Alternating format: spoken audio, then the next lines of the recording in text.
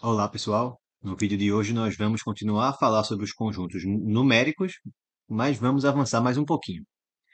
No último vídeo nós já tínhamos falado sobre o conjunto dos números naturais, né, que a gente representou pela letra N, com essa barrinha aqui do lado, e ele era representado, né, por os números 0, 1, 2, 3, 4, 5 e assim por diante, né? Hoje a gente vai fazer com que esse conjunto se expanda, com que a gente tenha mais números além dos números naturais.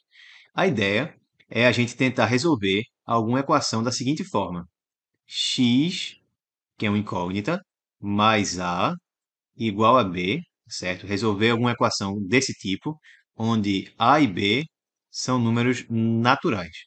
Ou seja, eu tenho uma equação que diz respeito apenas aos números naturais, tá certo? Porque tanto o A que aparece aqui quanto o B aqui são elementos desse meu conjunto, mas nem sempre a minha solução, o valor de x que vai satisfazer essa equação, vai ser um número natural. Por exemplo, digamos que a gente escreva essa equação com A igual a 2 e B igual a 4.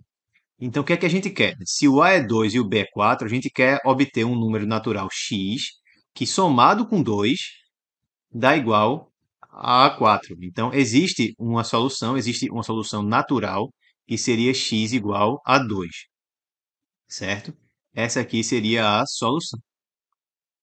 Agora, eu não tenho solução qualquer que seja a escolha que eu faça pelos valores de A e B. Se eu invertesse, se eu simplesmente escrevesse aqui o A como sendo 4 e o B como sendo 2, nesse caso, como é que eu vou conseguir resolver? Eu quero um número natural, certo? Eu quero um número natural, um x, tal que somado com 4 d 2, tá? Então não existe nenhum x natural que satisfaz isso. Não existe x natural, tal que x mais 4 igual a 2. Ou seja, isso indica para a gente que o conjunto dos números naturais ele está incompleto. Ele precisa ser a gente precisa acrescentar outros números, certo? Que permitam que a gente consiga resolver qualquer equação desse tipo em que A e B sejam naturais. Daí surge a necessidade de você considerar os números inteiros. Quem que seria uma quem que seria a solução, né, para essa equação nesse caso? Então, o x somado com 4 tinha que ser 2, então o x tinha que ser menos 2. Menos 2 não é um número natural. Menos 2 a gente fala que é um número inteiro, tá? É um número inteiro. Então, qual que é o conjunto dos números inteiros? É o conjunto dos números naturais com os seus negativos. Então, no caso, menos 2 é o negativo de 2, certo? E o zero lá no meio também, já que a gente está supondo, está considerando, né, que o zero é um número natural. O símbolo que é usado para representar os números inteiros é um z, assim. E aí então ele é formado pelos negativos dos naturais. Então eu vou aqui, é um conjunto que é infinito para a esquerda, tá? Ele é infinita. Eu consigo números negativos tão é, tão grandes, entre aspas, quanto a gente quiser, certo? Então eu iria para menos 3, menos 2, menos 1. E agora começam os números naturais: 0, 1, 2, 3 e assim por diante. Os naturais, eles são infinitos, ó, para a direita. Quando eu aumento, o conjunto é infinito. Os inteiros também são infinitos quando eu vou diminuindo. Quando eu vou para a esquerda aqui no conjunto, eu também tenho uma infinidade de termos. Então, também tenho infinitos negativos e infinitos positivos, tá? Então, essa é a ideia dos inteiros. Então, onde que os inteiros aparecem, por exemplo? Quando a gente quando a gente gasta mais dinheiro do que a gente ganha, o saldo da nossa conta fica negativo, né? Fica, por exemplo, se eu ganhei R$ 1.000 em um mês e aí gastei 1.200, então o meu saldo fica R$ 200 negativos. Então, aí é uma situação em que números naturais aparecem, certo? Só para a título de curiosidade, esse Z que vem aqui, ele vem da palavra em alemão Zahl, que significa número, tá? Significa número em alemão, ok? Agora, os números inteiros são suficientes para a gente resolver qualquer equação envolvendo números naturais? Não, né? Por exemplo, eu podia considerar agora uma equação que fosse da seguinte forma: a vezes x igual a b. Para qualquer escolha de a e b naturais, ou simplesmente ainda inteiros, eu consigo resolver é, essa equação? De novo, não, né? Se eu considerar, por exemplo, que o a é 2 e o b é 3, então eu não vou conseguir resolver isso. Não vai existir nenhum número inteiro, tá? Então não existe. O símbolo matemático para dizer que algo não existe é escrito assim ao contrário, que é o símbolo de existe. Não existe, no caso, é só a gente riscar ele aqui, tá? Então não existe x inteiro, certo? Que satisfaça essa equação. Então, tal que 2 vezes x é igual a 3. Para a gente conseguir resolver essa equação, a gente tem que introduzir outra coisa, tem que introduzir as frações. Então, a solução para essa equação, na realidade, seria o quê? Seria x igual a 3 sobre 2. Isso aqui é uma fração. Aí, em geral, quando a gente escreve x igual a b sobre a, o b a gente chama de numerador da fração, certo? Numerador. E o a gente chama de denominador. Tá bom? Estou escrevendo desse jeito para ficar exatamente da forma que vem da nossa equação, ali embaixo. Se a gente tem ax igual a b, o x vai ser igual a b sobre a fração, certo? B sobre a. Então, se por acaso a gente tivesse igual a zero e b diferente de zero, seria possível resolver essa equação? A vezes x igual a b, seria possível? Bem, se o a é zero, então eu vou ter zero vezes x, zero vezes qualquer coisa dá zero. Então eu vou ter zero igual a b e eu estou dizendo que o b não é zero, certo? Então não faz sentido. Se o a for zero e o b não for zero, eu não consigo resolver a equação. Por isso, a gente pede que o denominador seja sempre diferente de zero. Se for diferente de zero, tá? Eu consigo sempre resolver essa equação aqui. Se o a for diferente de zero, eu sempre consigo resolver essa equação. Se o a for zero, eu só consigo resolver se o b for zero. É o que está dizendo aqui, ó. Se o a for zero, eu só consigo resolver se o b for zero. Só que aí o x pode ser o quê? Eu ia ter zero vezes x igual a zero.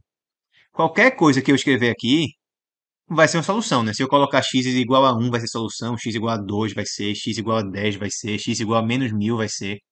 Ou seja, tem infinitas possibilidades para o x. Eu não consigo determinar quem é a solução. E qual que seria o valor de x aqui, né? Entre aspas, tá? Seria zero sobre zero. Eu não consigo determinar o valor de zero sobre zero. Por isso que eu falo que isso aqui é uma indeterminação, certo? É uma indeterminação, é uma coisa indeterminada, porque eu não consigo determinar qual é o valor. Qualquer coisa que eu substituir aqui pode ser um valor para zero sobre zero. Por isso que ele é indeterminado. Por outro lado, se o b não for zero e o a for zero, aí eu não consigo resolver. Então, qualquer coisa que não seja zero, por exemplo, 1 sobre zero, não existe. Não existe nenhum número que multiplicado por zero dê igual a 1. Por isso que uma divisão por zero de alguma coisa diferente de zero aqui em cima não existe, mas zero sobre zero é indeterminado. Beleza? Só para terminar o vídeo, ó, a gente pode falar também quando que duas frações são iguais. Então, se eu tiver a sobre b igual a c sobre d, a gente vai dizer que essas duas frações são iguais se e somente se o produto dos meios for igual ao produto dos extremos. Quem são os extremos aqui nessa minha representação? Os extremos são esse e esse, é o primeiro do primeiro, é o de cima do primeiro e o de baixo do segundo, e os meios são o de baixo do primeiro e o de cima do segundo. Então, o produto dos extremos, A vezes D, foi igual ao produto dos meios, B vezes C. Tá? Então, as frações são iguais quando AD é igual a BC. O produto dos meios é igual ao produto dos extremos. Certo? Por exemplo, eu tenho que 1 meio é igual a 2 sobre 4. Por quê? Porque 1 multiplicado por por 4. Esse um aqui multiplicado por esse 4 aqui é a mesma coisa que 2 vezes 2. Então, as frações são iguais, certo? Da mesma forma,